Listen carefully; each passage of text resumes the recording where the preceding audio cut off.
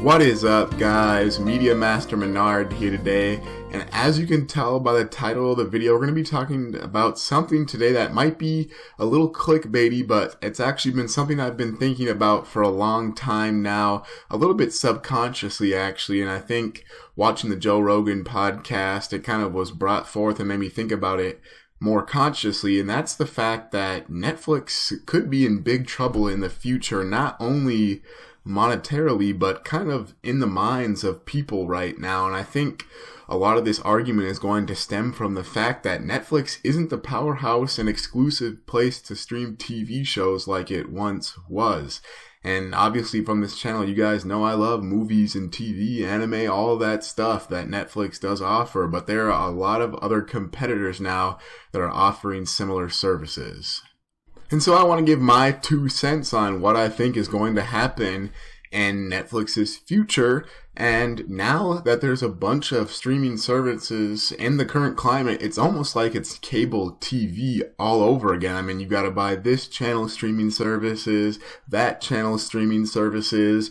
I mean, everybody and their mother wants to have their own streaming service.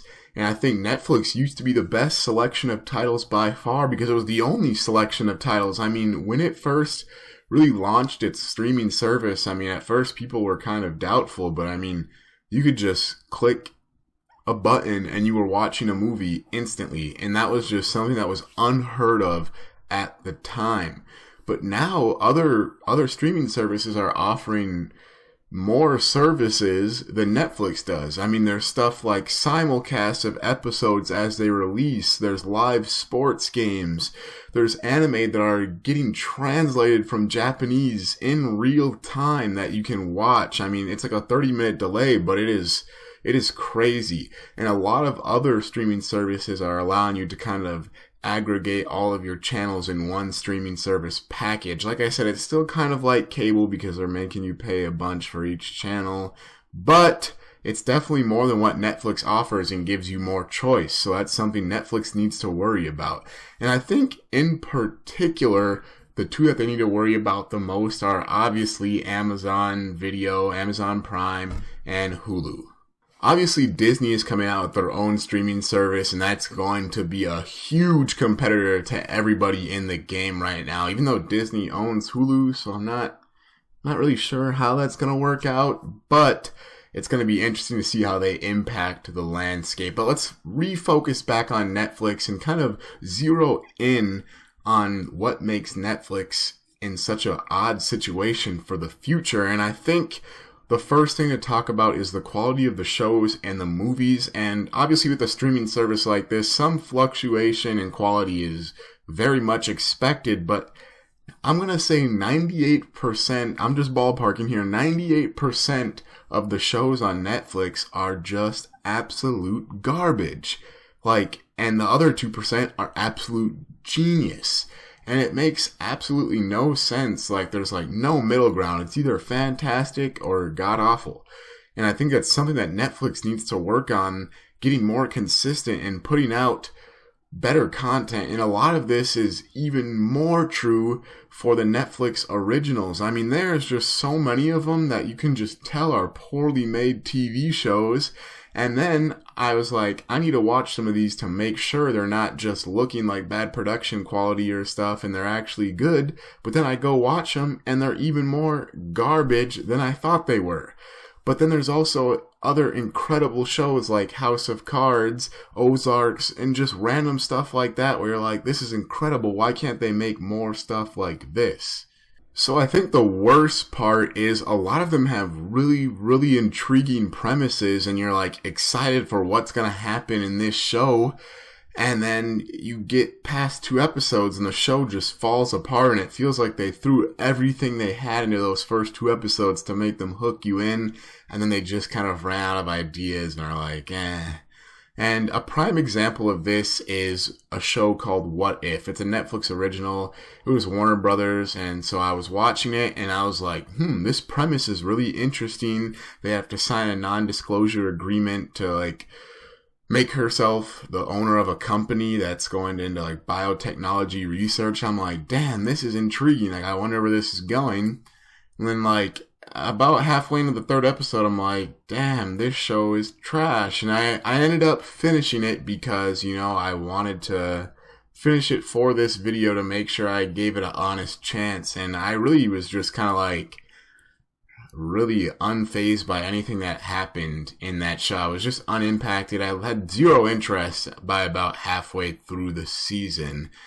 And it's just crazy how noticeable this drop in quality is. And I've had this experience with other Netflix originals, and honestly, I've just stopped watching them because there's no need to. Now, this wouldn't be the end of the world if it weren't for the fact that Netflix is spending quite a bit over $10 billion a year on these Netflix originals. And I know a lot of them, they aren't producing them, and they're just kind of throwing money at them, and they're not having a true hand in kind of quality control and making sure that these are good shows they want to put on their platform. And so something that's just crazy to me is how a company is going to spend a great deal over $10 billion a year. I think like $15 billion a year to make a total revenue of $368 million a year, roughly. I think that's what they made in 2018. I mean, I don't know how to run a business, and I don't claim to, but that just seems like a very volatile strategy for the future that could definitely backfire if they start to lose the favor of some fans. And yes, I know Netflix just keeps upping their price a little bit at a time, and with how many people subscribing to them, it makes a huge difference.